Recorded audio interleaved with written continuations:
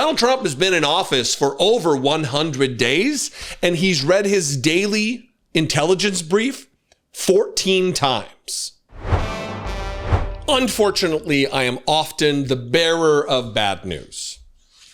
When you cover Donald Trump, when you cover fascism, when you cover the dangers that face us in this country, and by extension, the rest of the world, I guess, it's oftentimes bad stuff. Sometimes we can put a little bit of a funny spin on it, including this Telegraph headline that indicates that Tulsi Gabbard is apparently putting together a coloring book for Donald Trump's daily intelligence briefings that he's not getting daily. Obviously, I'm making a joke about the coloring book, but it's not far off. Get a load of this headline from the Telegraph. White House may, quote unquote, jazz up Trump's briefings as he doesn't like reading. Tulsi Gabbard looking to revamp routine written reports into Fox News style broadcasts with cartoons, it is claimed. This is not news relative to this, what we're used to with Donald Trump. In the first term, and I'm going to get to, I think there's one paragraph where they talk about how they dumbed down Donald Trump's daily CIA briefings. In a world that is as dangerous as ours is, with rogue nations, dictatorial maniacs out there, waging war and genocide against their neighbors, it's a dangerous world, and we need a president who's awake. We need a president who doesn't need cartoons, coloring books, and broadcast-style news as a way to digest their security briefings. And that's not what we have. We have Donald Trump, who can barely read. He is functionally literate.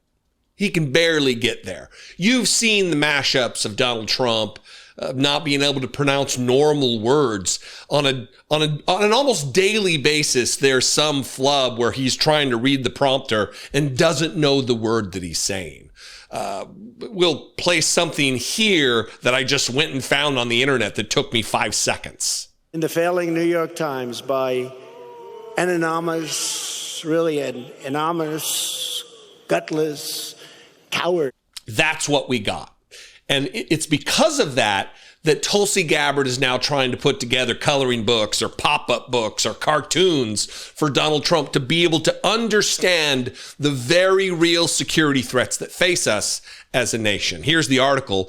The White House's intelligence chief is said to be considering turning Donald Trump's routine briefings into a Fox News-style broadcast with animations of exploding bombs to make it easier for him to follow.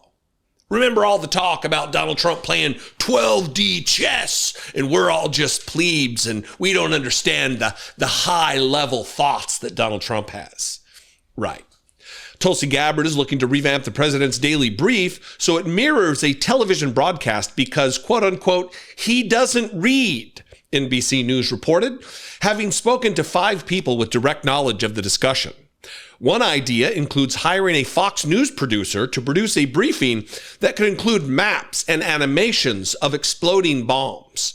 Currently, the president's daily brief is a digital document that includes written text as well as graphics and images.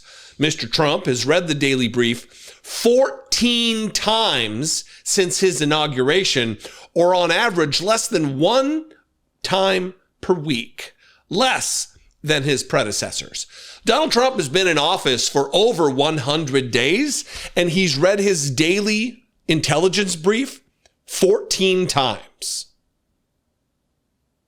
That puts you and me, and again, by extension, the rest of the world, in grave danger because we've got a fucking idiot in the White House.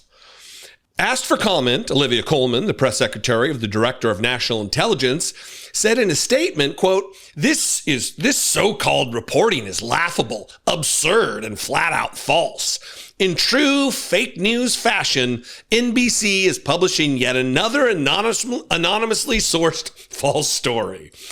The problem with that particular reaction is it doesn't address the actual concern. And two, we know from Donald Trump's first term that something nearing this was done to keep him engaged because he is a moron, because he doesn't read, because he has a grade school comprehension level of the English language, his mother tongue.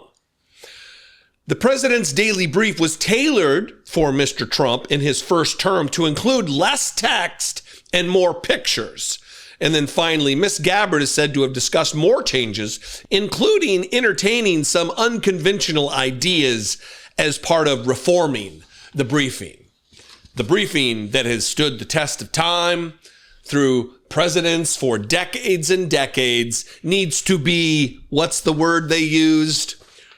Reforming the briefing. It needs to be reformed because the only thing different now compared to when Biden was in office or Obama was in office or George W. Bush was in office or Clinton was in office or George H.W. Bush was in office or when Ronald Reagan was in office. The only thing different is we have a barely functionally literate president right now. That's the only difference.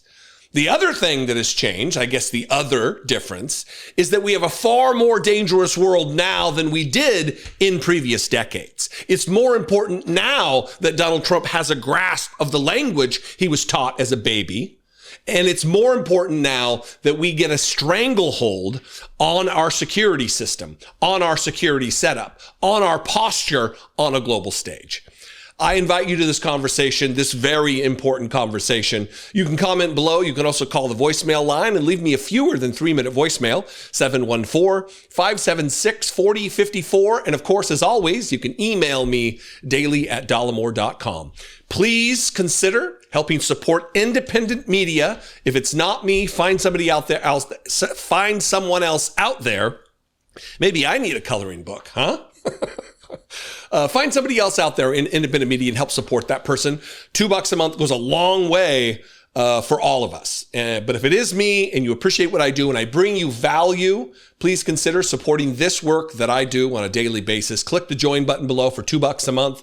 You can become a channel member or you can go to my Patreon page, patreon.com/IDoubtItPodcast. I love and appreciate you very much. Thanks for your engagement, your loyalty, your viewership. All of it is much, much appreciated. I'll see you next time. Be genuine. Take care of one another.